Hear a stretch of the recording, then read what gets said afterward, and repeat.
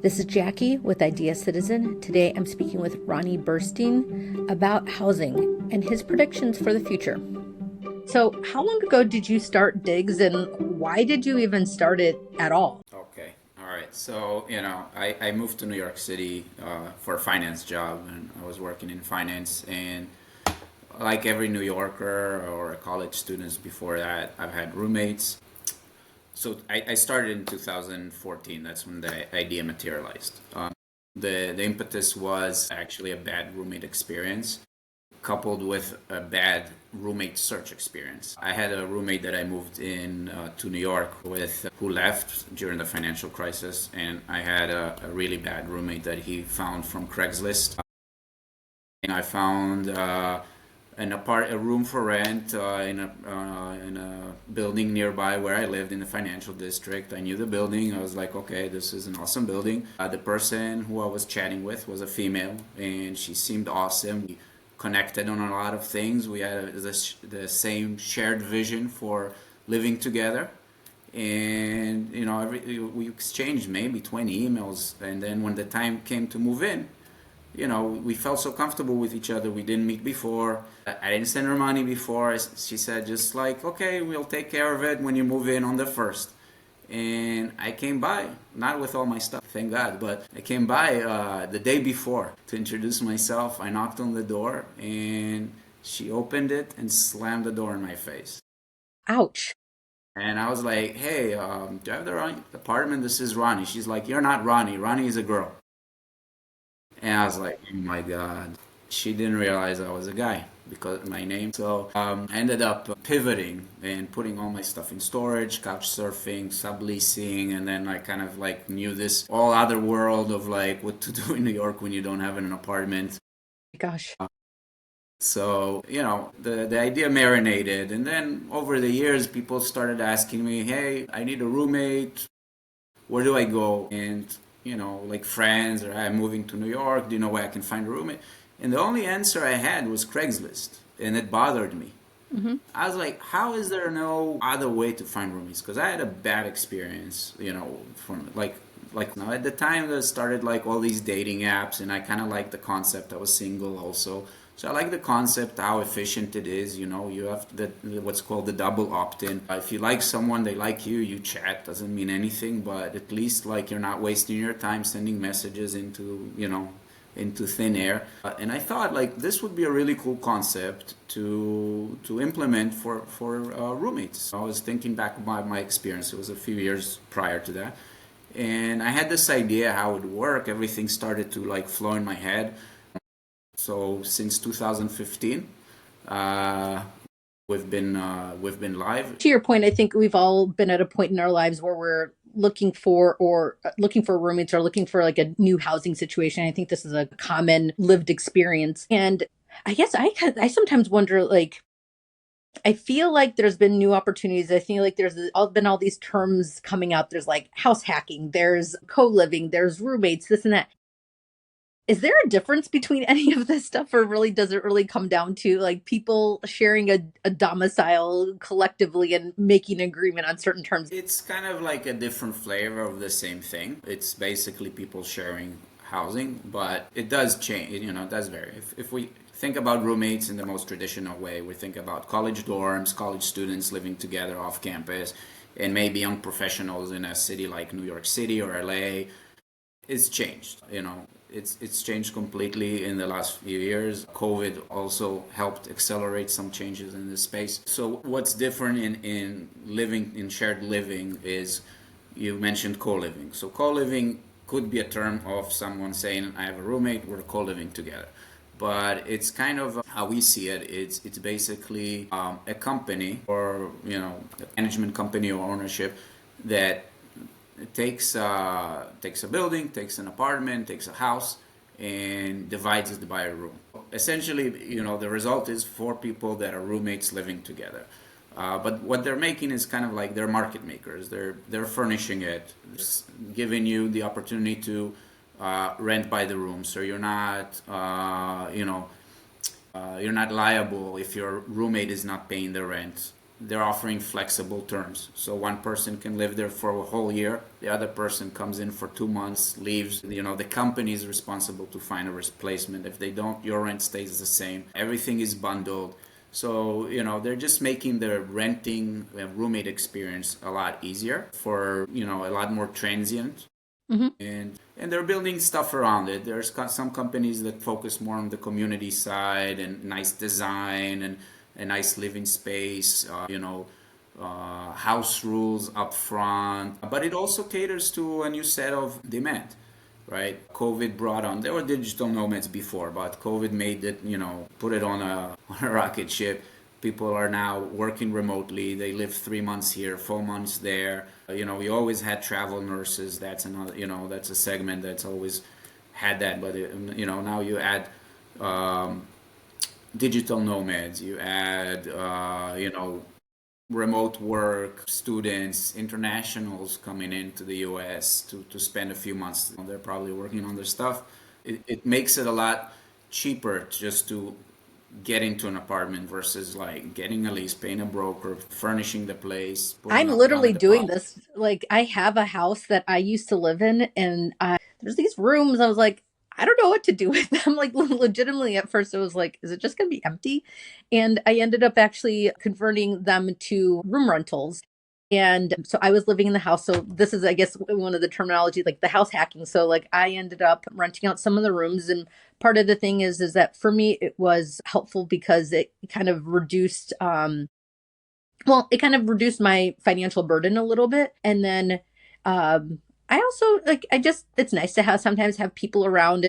It's worked out for years. And then when I actually eventually ended up moving out of that house because I moved out, I wasn't ready to sell it. I didn't want to sell it. I was like, you know what, let me just rent out my room. So the set of rules, the cleaning person, this, like there's just certain agreements.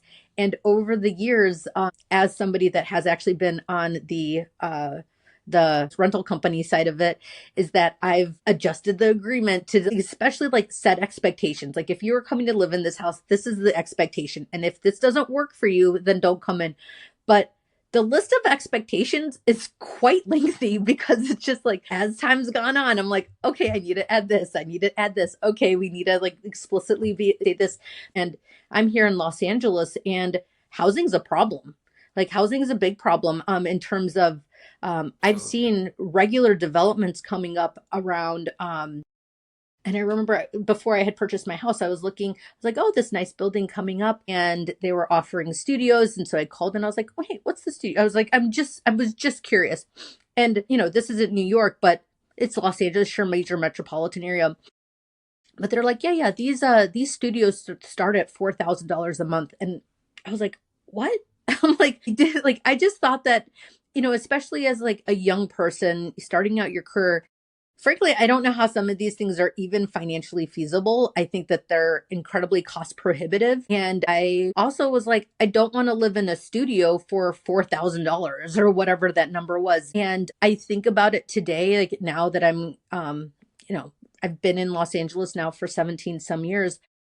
I don't know how young people do it, say coming to, and I'm not saying like co-living or even a roommate situation is only for like young people, but I think in terms of my experience, that was like my entry point there. But I don't know how young people do it with like moving to some of these major metropolitan areas and seeing like the amount of like luxury housing around. I'm like, I do ask myself, I'm like, who is renting this stuff? Like, I don't know what is going on with everybody trying to build luxury. So the incentives are not always there to build affordable housing. I know this in New York, and I'm sure this is the same in California. I'll give you an anecdote. For example, I lived in the financial district alone for many years before the pandemic. I moved later, but I moved out of New York for like a year and a half during the pandemic. I was a digital nomad. And when I came back and I wanted to rent a place, I was saying to myself, you know what? Everything the rents went up crazy, Hmm. I'll compromise. I'll go. I was living in Seoul before the pandemic. So I was like, I'll compromise. I'll go back to financial district. I was shocked. I was shocked. The rents were like two times. And this is like maybe like you're talking about a 4 year difference. The rents doubled in luxury building. I was like, they're the same apartment I lived in is up for rent. I was paying, let's say, around $3,000 for a one bedroom there, and now it's like 6,500.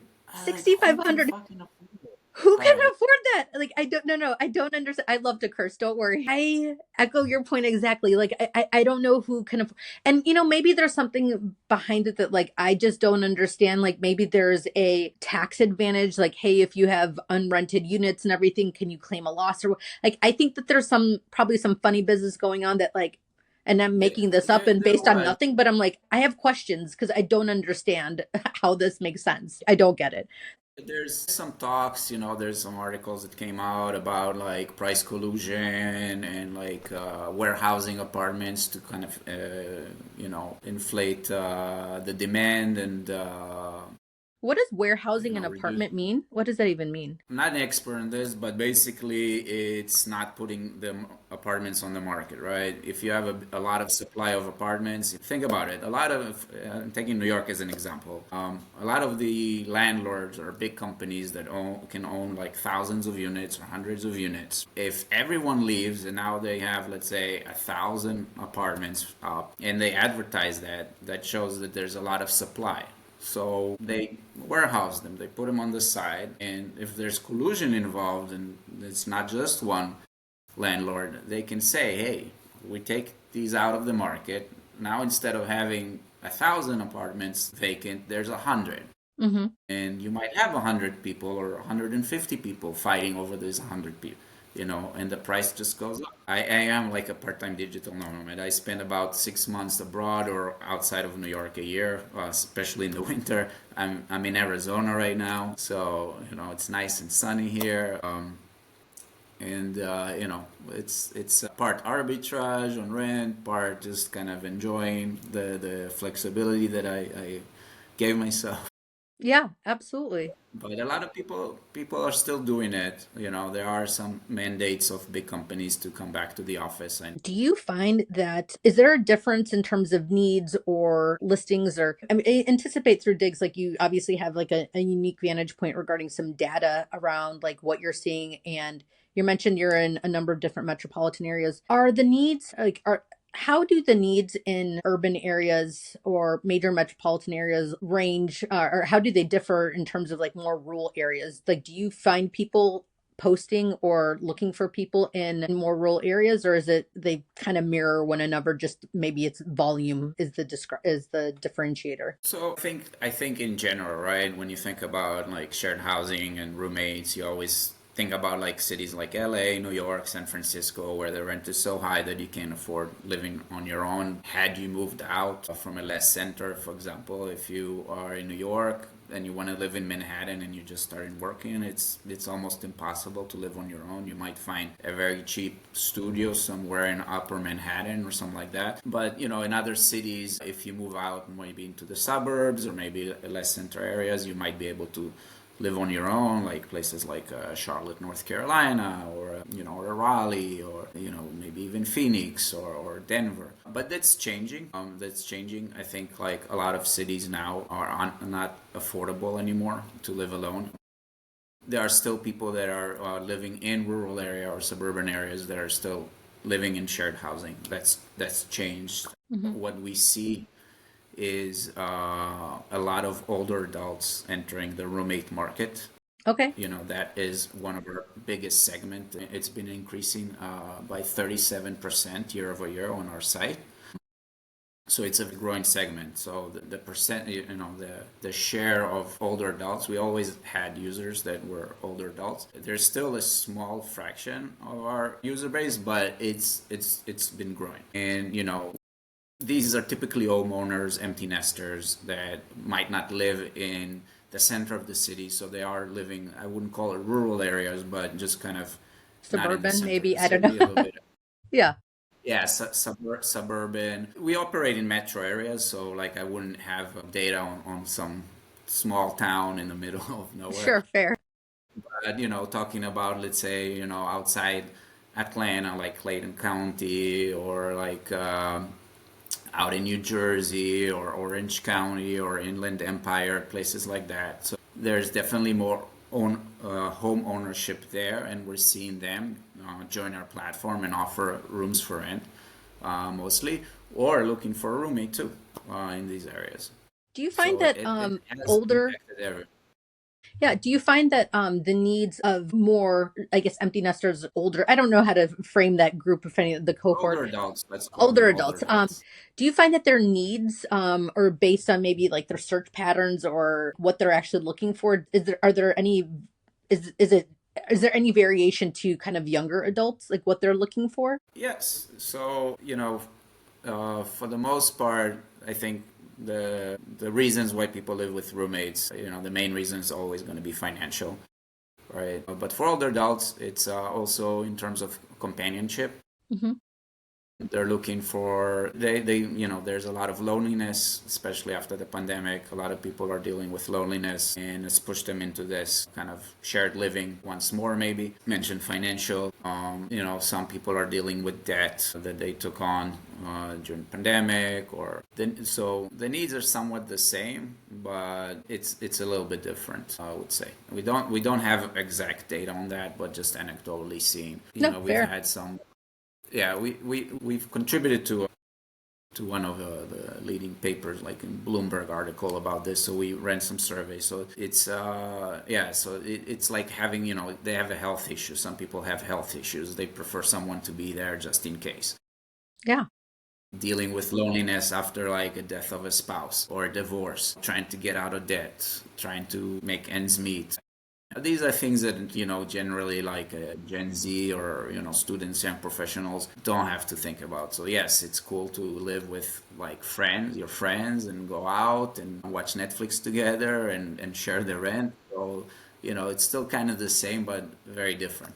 Yeah, yeah, absolutely. Well, and if you think about it too, like when you think about people like in their early adulthood, it's like they're in college, they're in this experience. Let's say you're it's about 4 years that's part of it, but then there's this whole, the rest of your life and everything, and there's these opportunities to cut down costs, to your point, to build community, to enjoy various different, do the digital nomad thing, like jump around based on just personal needs, or maybe your job even takes you to various different areas. The government, I feel like, there's a lot of conversations around housing problems. A lot of this kind of leans into kind of people, I think, are citizens looking to their government to kind of provide solutions for some of these things. What role do you feel like the government should play within the housing market? Or, and frankly, I don't even know what current role they currently play. So if you can enlighten me. Sure. So, I mean, there's definitely like, your state or local government, city government, the federal government, right? So it depends on the city. And each city is different in terms of like affordable housing, rent stabilized apartments, housing assistance. And then, on the federal level, you might have like tax breaks that are afforded to mostly homeowners, I would say.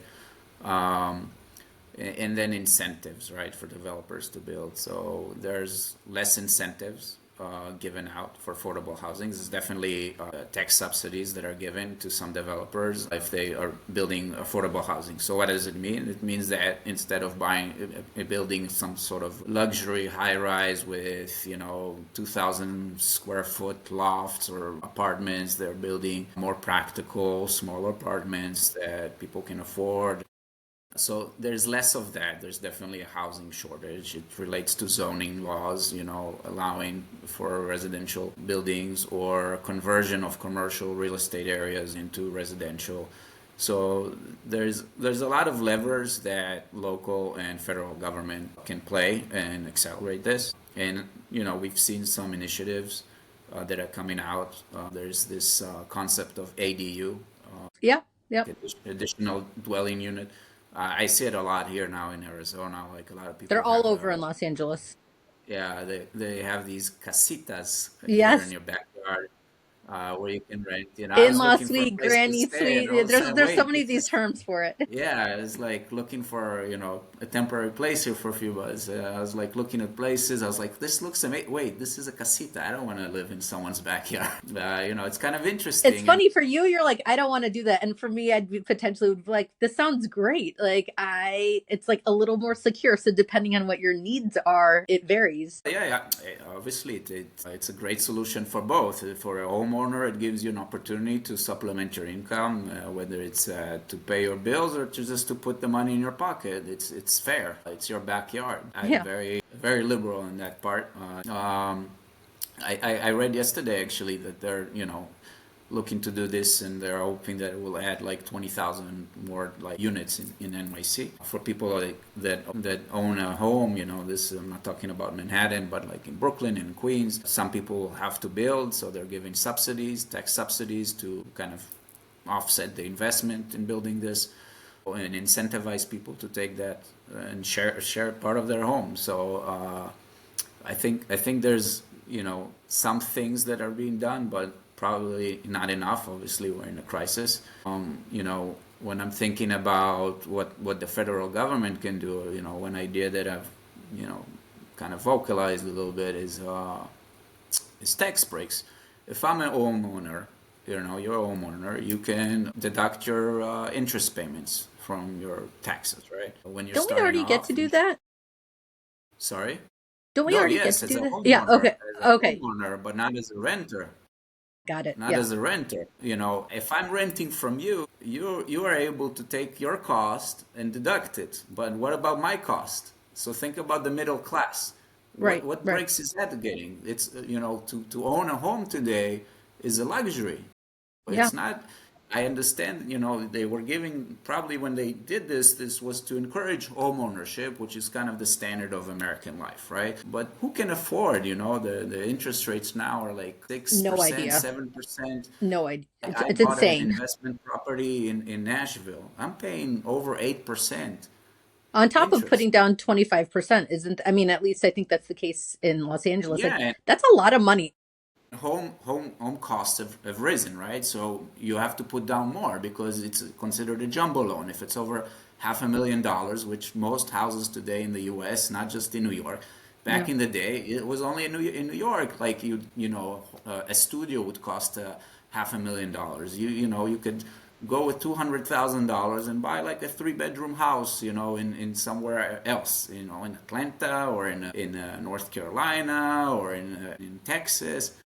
It's not feasible anymore. So you have to put the money, the down payment, which is a lot. A So lot. home ownership in New York is like Impossible. unachievable.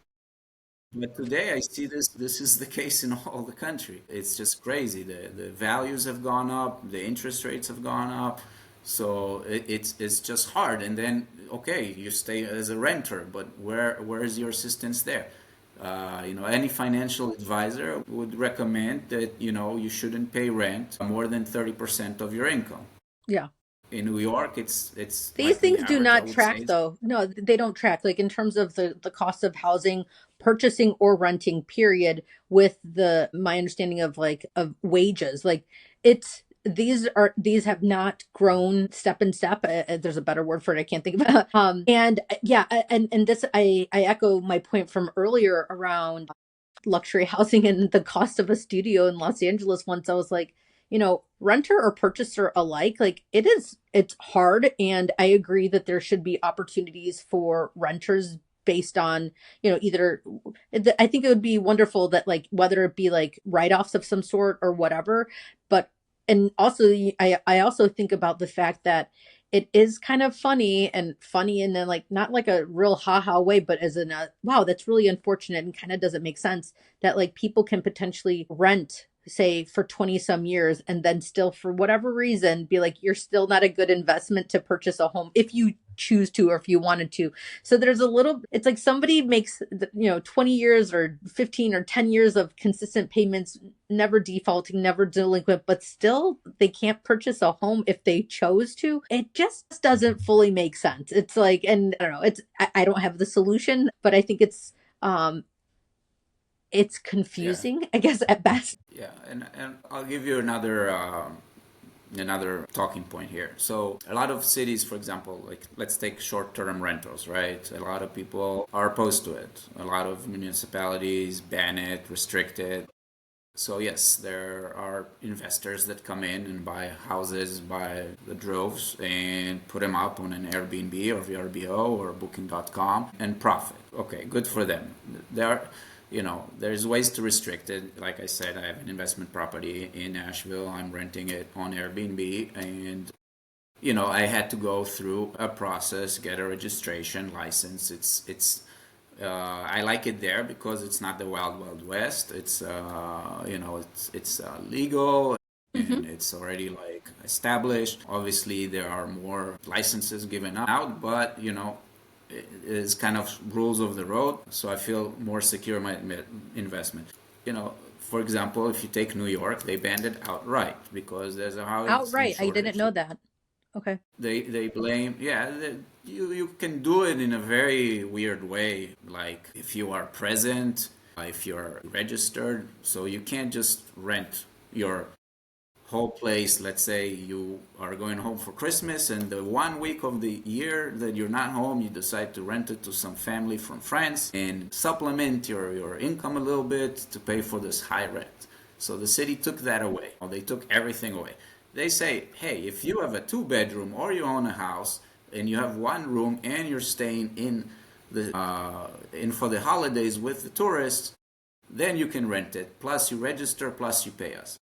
Oh my God. It So just makes it like, you're like, well, then I don't want to do it. Like, that's a lot of hoops yeah, to jump through. yeah, exactly. Now, who does it cater to?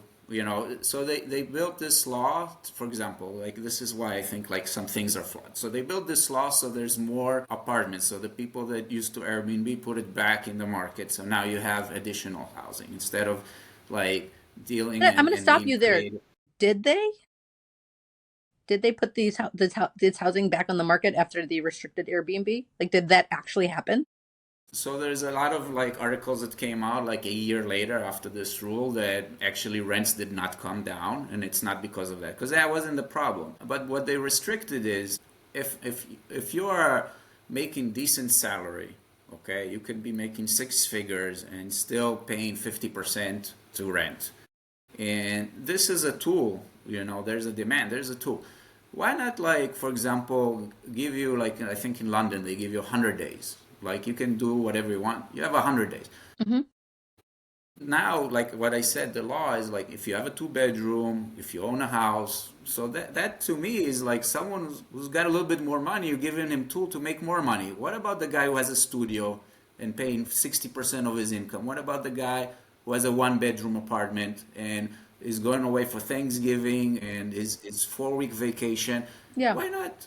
Give them an You know, opportunity to play. I completely agree with you. Now they say this is transient people, and they say like the neighbors are barring.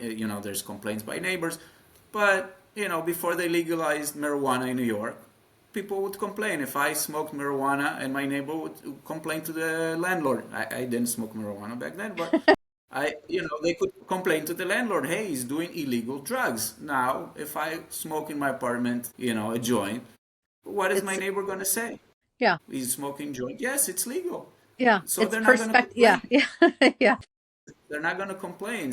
I think like they have to be a little bit more smart about this. I think they have to give opportunity for people, like I mentioned, the tax breaks or to supplement their income in some way and make it a little bit more more accessible and less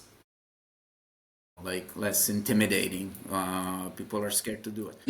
New York is a very challenging kind of situation, but I guess globally or just even in the United States, like where do you feel like housing is going? Like what do you like, are you seeing trends that weren't here previously that are coming up, or and what do you think is going to happen? Let's say even I mean Gen Z, I think just from I don't know, projecting a little bit, but from like a mindset standpoint, I think they operate a little bit differently than I think millennials, Gen X, boomers, whatnot. I think that they, that are going to make their own stamp. Um, So what is the feel like? What do you think? Like, what do you think is going to happen moving forward, and what do you feel like's already started to happen? So what we're seeing happen already, and I've touched about this already, is the demographics are changing in terms of who's living in shared housing. So it's not just students and young professionals, and it's not just in you know very urban areas like New York, San Francisco, LA. It's impacting cities in the Sunshine Belt, and it's impacting all age demographics.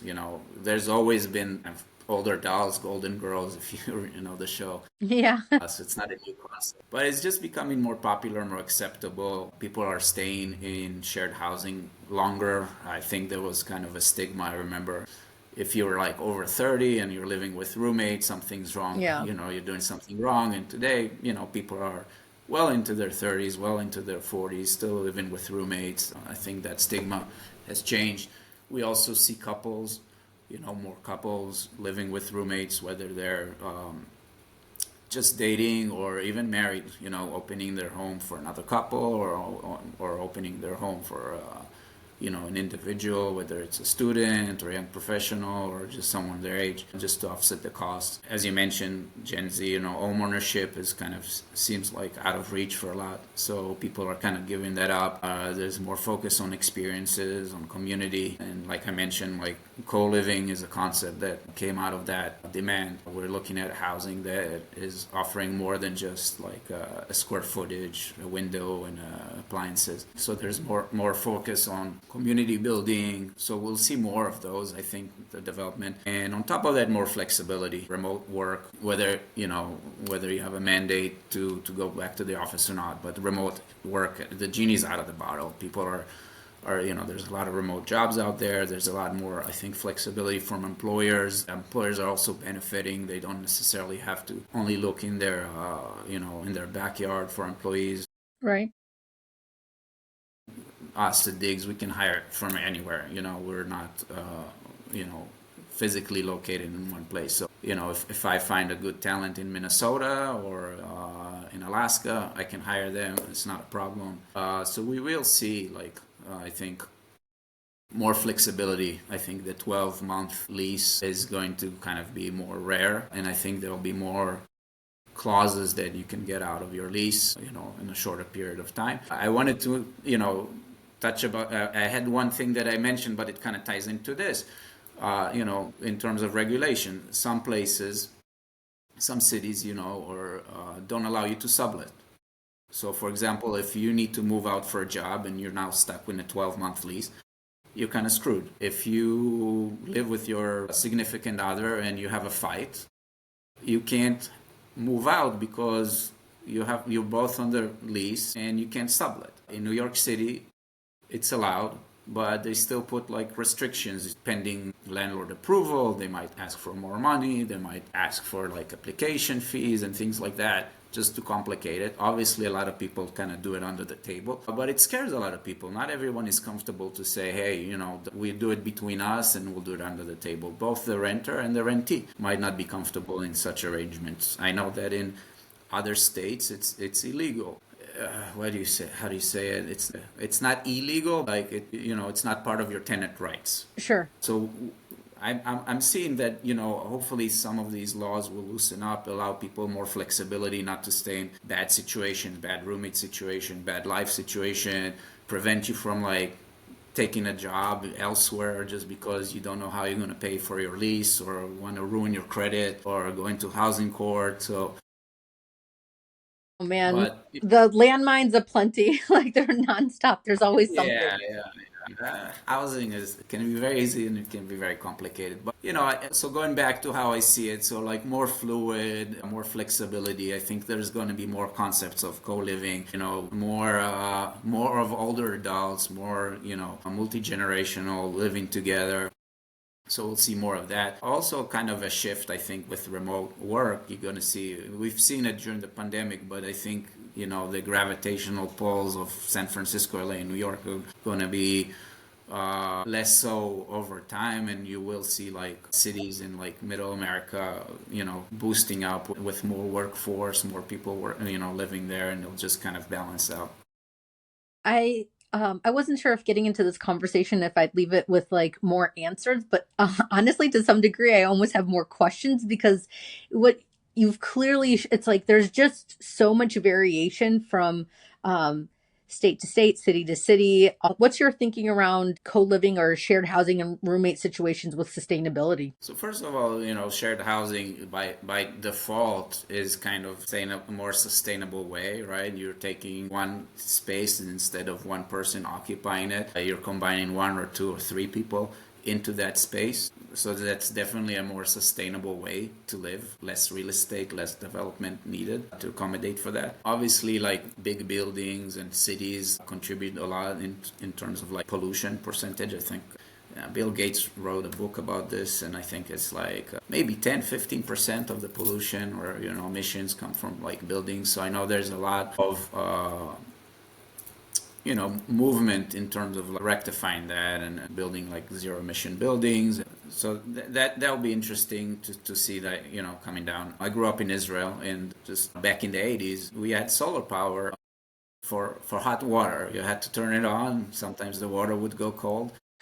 Something that I haven't experienced in the US. When I visit home, I forget that the water can run out, and it always frustrates. I was like, how do they still have this? But thinking about it, I was like, you know, how do we not have this in America? Like solar power in Israel, you had it in the 80s, from even before. At least your hot water bill.